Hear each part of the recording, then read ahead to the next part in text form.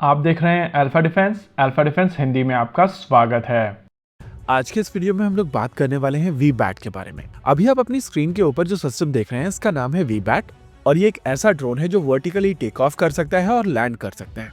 इस unmanned aerial vehicle को Martin UAV द्वारा बनाया गया था जो अब शील्ड एआई कहलाती है। अगर इसकी फ्लाइंग प्रोफाइल की बात की जाए तो इनिशियली ये वर्टिकली टेक ऑफ करता है और होवर करने के बाद में ये ट्रांजिशन कर जाता है। ट्रांजिशन करने के बाद में ये एक फिक्स्ड विंग यूएवी की तरह मूव करता है और लैंडिंग के समय ये दोबारा ट्रांजिशन करता है और फिर वर्टिकल लैंडिंग परफॉर्म करता है।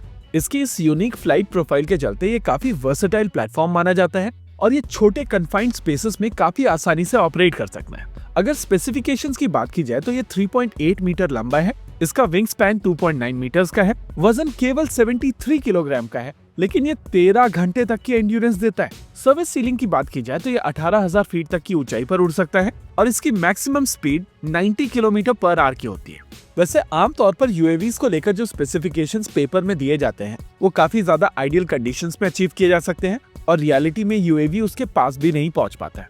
वैसे यहाँ पर क्वेश्चन उठेगा कि वी-बैट के बारे में हम लोग सडनली बात क्यों कर रहे हैं। देखिए, रिपोर्ट्स आ रही हैं कि इंडियन एयरफोर्स वी-बैट में इंटरेस्टेड है और इमरजेंसी पावर्स का प्रयोग करते हुए भारतीय वायुसेना इस यूएवी को अक्वायर करना चाहती है। देखिए, अगर इंडियन एयरफोर्स की तरफ से ये यूएवी इमरजेंसी पावर्स का प्रयोग करके अक्वायर किया जाएगा तो इसको बहुत ज्यादा नंबर में अक्वायर नहीं किया जा सकता है और मोस्ट लाइकली यहाँ पर लिमिटेड नंबर में ये यूएवी अक्वायर किया जाएगा। इसके नंबर्स फिलहाल क्लियर नहीं है, लेकिन आप एक रफ एस्टिमेट यहाँ पर लगा सकते हैं। एक टिपिकल वी-बैट की कॉस्ट लगभग $500,000 होगी और नेचुरल है कि जब इसको एक्सपोर्ट किया जाएगा तो इसका कॉस्ट और थोड़ा ज्यादा होगा। इमरजेंसी प्रोक्योरमेंट पावर की अगर बात की जाए तो वो लगभग 30 मिलियन के आसपास है और उस हिसाब से आप यहाँ पर 60 यूनिट्स अक्वायर कर सकते हैं। देखिए, एज सच वी-बैट की बात की जाए तो इसके दो एडवांटेजेस हैं। ये जीपीएस डिनाइड इन्वायरमेंट में काफी आसानी से ऑपरेट कर सकता है और दूसरा, ये काफी कन्फाइंड स्पेसेस में काफी आसानी से टेक ऑफ और लैंड कर सकता है। यानी कि उस हिसाब से अगर इसकी एप्लीकेशंस देखी जाए तो इसको कई जगहों पर यूज किया जा सकता है। लेकिन क्वेश्चन उठता है कि क्या आपको उतने कन्फाइंड स्पेस में ऑपरेट करने की आवश्यकता है? देखिए, सबसे पहले आपको ये समझना पड़ेगा कि जिस तरीके के बॉर्डर्स भारत के हैं वहाँ पर अगर सिचुएशन जीपीएस डिनाइड की है तो वहाँ पर L-70 गन भी होगी। यानी कि भारत के कॉन्टेक्स्ट में जीपीएस डिनाइड इन्वायरमेंट में काम करने की क्षमता कोई बहुत सिग्निफिकेंट कैपेबिलिटी नहीं है, एटलीस्ट प्रैक्टिकल सेंस में तो नहीं है। दूसरी चीज, अगर इस यूएवी की कॉस्ट $500,000 पर यूनिट है तो आप एक्चुअली कितने यूएवीज यहाँ पर फील्ड इन कर पाएंगे और स्पेसिफिकली किस रोल के लिए? आप सभी को याद होगा कुछ समय पहले सोलार इंडस्ट्रीज की तरफ से अपना एक यूएवी अनवील किया गया था जिसका नाम था रुद्रास्त्र। ये बहुत ज्यादा फैंसी यूएवी नहीं है, लेकिन अगर आप कैपेबिलिटी देखेंगे तो जो चीजें आप वी-बैट से कराना चाहते हैं वो आप रुद्रास्त्र से करा सकते हैं।